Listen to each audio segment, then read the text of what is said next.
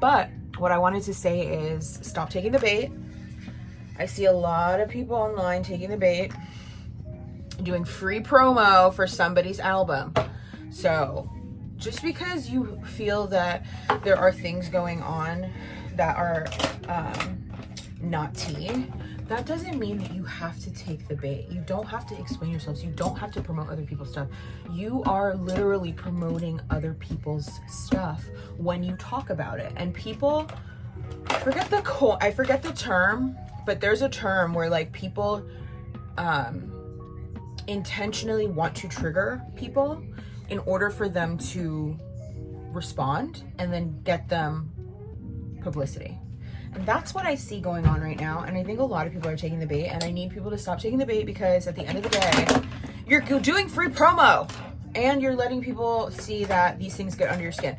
While I understand the education of like, you know, subliminal messaging and all that, there's a lot of ways in which you can describe subliminal messaging and teach what that is. And you can teach critical thought and media literacy without having to do it right at the moment when people are dropping albums and then you're giving them promo.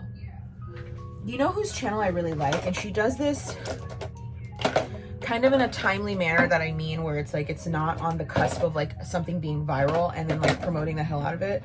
Maya's World, I think is the name of her channel. Her name is Maiwa, but her channel is called Maiwa's World. And she literally just will make videos like teaching people about, you know, media literacy and colorism and, you know, just basically things that are, they kind of go unnoticed, but she's not doing it on the cusp of someone like dropping something so that they are now being promoted. So I just need people to exercise like some restraint. Just because you see something going on and it's not tea doesn't mean that you need to like promote it for them. Don't let people trigger you. Don't give people the keys to drive you crazy. I talk about this all the time. Gaslighting is one of my absolute favorite topics, because gaslighting is literally everywhere in the world. Check out this video that I made about gaslighting, because I feel like a lot of people tend to think that people are not out here just like intentionally triggering you to make you feel crazy. Okay? Anywho, I really love the Fenty Pro Filter, but it's actually a matte foundation, but it doesn't matter because I always do my base with my Prior Apotheca primer. I'll link it below. This is a matte foundation, and it's so amazing. And I don't really like the matte look. I like a dewy look. I think it looks more fresh. It looks more beautiful, but it doesn't really matter because this foundation is so amazing. And I always prime with my Prior Apotheca primer. So it always still gives me a glowy look, and it still looks very, very beautiful despite this being a matte foundation. So if you're looking for a good high coverage, but very thin and easy, you know, very wearable foundation, I really love this Fenty Pro Filter. But I must say it is matte. So consider the Prior Apotheca primer, which is basically, it's a castor oil based primer, which, you know, the benefits of castor oil for your skin are just undeniable. And it really helps with making the makeup look really, really good. All right, I'm back. I went and got myself some Greek yogurt with some protein powder. I don't know if you can see it here, but I don't want to tip it over and then make a mess. And I'm just tapping in the rest of my makeup. I always tap in my makeup. I like to let it dry and then tap it in because I don't want it to move. So that's kind of like my cheat code. You can watch like any of my videos where I like talk about that. But anyways, I just wanted to, I've been watching a lot of bodybuilding videos, and it's just like a cheat code in my opinion. If you want to lift, if you want to get back in the gym and you want to really, you know, kind of know what you're doing and doing things correctly and with, you know, tried and true results, especially if there's like certain physiques that you love and people's physiques that you love, and you want to kind of work out in the same ways. Because as Sydney Gillen says, you're not going to have her body, because obviously, for obvious reasons, her body's insanity, but you will get your best body if you follow like that. some of her techniques. So that's a cheat code if you're like getting back in the gym. Speaking of getting back in the gym, I have been getting back in the gym, and I'm so happy that I have been, because just dealing with a lot of health things that I needed to get in order. You know, kind of narrowing down on my nutrition because of like sensitivities and reactions and weight things associated with it, and hormonal things associated with food and activity. And so I'm so happy to be back in the gym. But one of the things that is so important to me is making sure, because I'm such a glamour girl, I am staying on top of my skin retracting back to its natural state and regenerating properly. Obviously, drinking tons of water, keeping hydrated, making sure you're lifting weights when you're doing your weight loss journey, when you're doing your weight loss cycle. Because I don't want to say it's a journey. It's definitely, you know, once you get to the weight that you want to get to, and I don't mean weight, but I mean like fat loss journey specifically. So like lifting weights, drinking lots of water, making sure your nutrition is right, your intake is correct. But another important part for your skin is to make sure that you are nourishing your skin topically. And I have been working tirelessly on different ways in which to do so. And one of those ways is to oil your body, dry brush and oil your body. And I've put together this formula that I swear by it. I have no stretch marks on my décolletage or my in this area. I have very minimal stretch marks anywhere. My skin is retracting back beautifully after tons of weight loss. My snapback oil is tea, okay? So I just wanted to mention it. I always mention it because one of the things that people don't talk about during weight loss is how your skin behaves and how it can create kind of a body dysmorphia. And I'm not saying this is the kind of end all be all for making your skin go back to exactly how it was before you gained the weight, but it definitely helps, and it definitely minimizes anything that you would run into with standard weight loss, okay? So like I said, you still need to hydrate, you still need to be lifting weights, still need to be, you know, eating the right foods that help your skin regenerate properly. But you also want to be putting stuff on your skin that actually feeds your skin. And a lot of these, you know, products that are just kind of sold in the stores, I hate to say this because I don't like that this is what is readily available for everyone, but it's just the truth. They're filled with parabens, they're using mineral oils, they're just not truly products that feed the skin. With the formulas that I've put together for Prior Apotheca, these are oils that are all natural botanical oils, okay? These are medicinal essential oils that have been proven to help aid in skin regeneration, in nourishing the skin, hydrating the skin.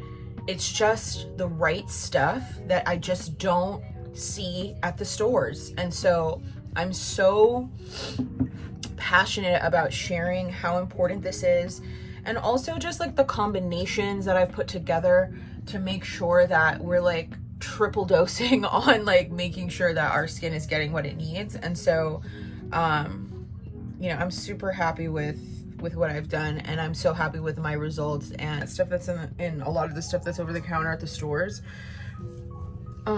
It's very unhealthy, and it's a lot of times those ingredients are hormone disruptors. And so this is also another reason why I'm so passionate about the oils that I've put together, because they're fully essential oils and all natural botanicals that are found, you know, in plants and in flowers. And, you know, there's no room for hormone disruption with the stuff that I put together, because like I said, I've had hormonal issues that have led to my weight loss. And a lot of times we don't even realize that we have sensitivities to so many things that we're using.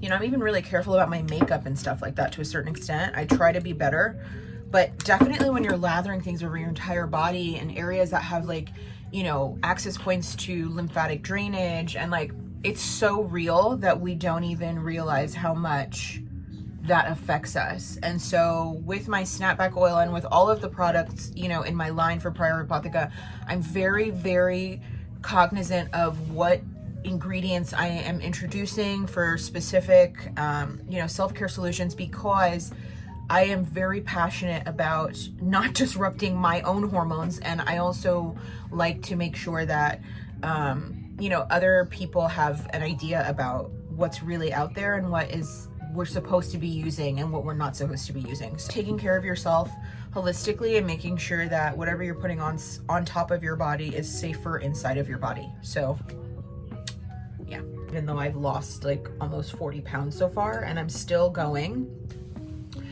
because I am doing a body recomp, it does take a little bit longer. You know, like I said, I really love bodybuilding videos, like professional athletes who do this.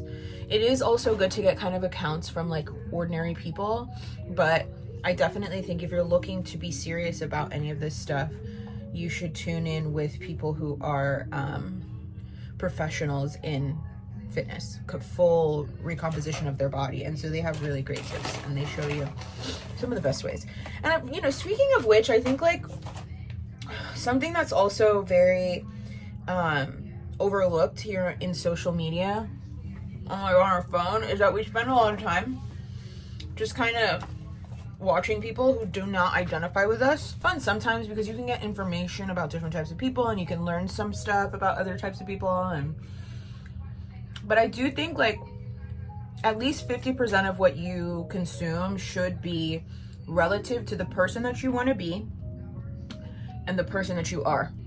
Okay, so like if you want to be, you know, doing weight loss, you probably shouldn't follow a ton of accounts about like food accounts. You know what I mean? You should probably be following people who are experts in weight loss, and specifically fat loss, because I don't want to lose any muscle, and I don't think anybody should want to lose muscle. But I don't know if you have like elite African genetics and you can risk losing muscle, but everyone should be trying to gain muscle, not lose muscle, because it's actually healthier for you as you age. But yeah, so just having my Greek yogurt, a little bit of protein powder, like a quarter of a scoop, my snapback oil, and it's available on priораpotheca.com. I'm gonna put the link below. Okay, I'm super passionate about it. This is not just like me trying to pass off like any old thing to anyone. This is all natural stuff that I use every day. I'm also having some protein granola that I use every day. That serves me very, very well. Today I'm gonna do back and I'm super excited.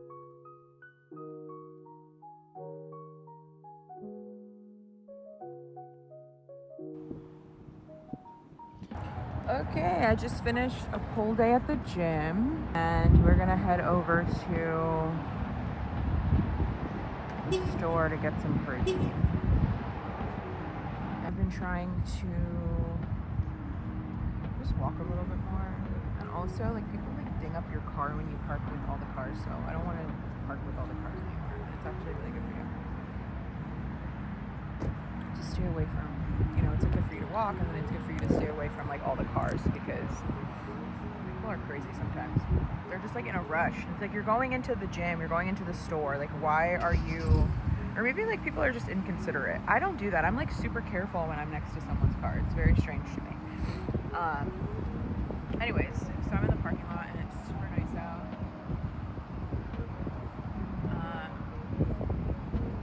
And I just did a full day, so yeah.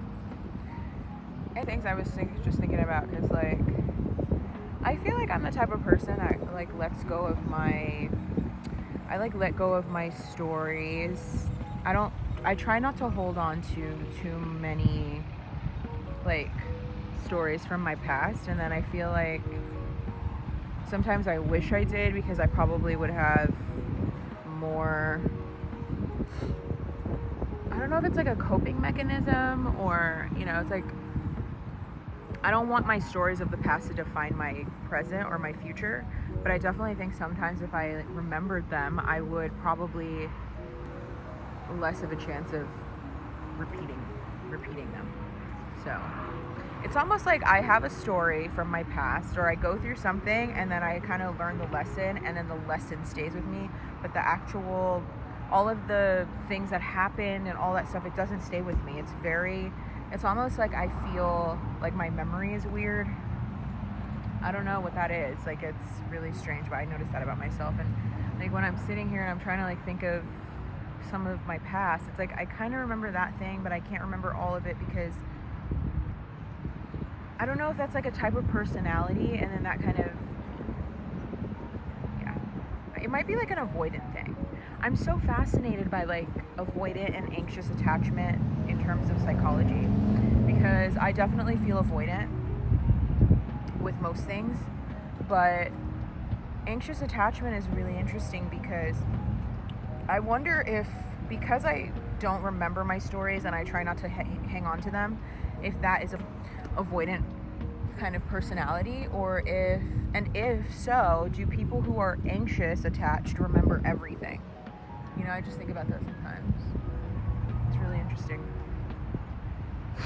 But yeah, so that's really cool. I love talking about avoidant. I think, first of all, there's this thing in psychology which I notice where people think like, what I notice with a lot of psychologists and psychiatrists and therapists even, is that they tend to explain things as though they are not themselves susceptible to personality disorders or mood disorders or anything like that. Particularly because they're seeing patients and they need to seem like an expert that's totally unbiased and totally objective. But I feel like, honestly, when you know exactly what you are, you can give the perspective from that space, and then also because you've studied the other things, you can be very helpful in offering information about that specific thing from your side of things. And so then when you talk to like your patients, or you're super unbiased in that you are giving them perspective from your point of view, rather than saying, hey everyone, I'm God and I know everything, and I don't have any problems, I'm not having personality disorder issues, I'm not doing any of that stuff, I'm just this perfect person and I'm going to give you the advice. I remember like a friend of mine telling me their therapist told them to do X, Y, and Z, and I think to myself, like, why would you let your therapist tell you that?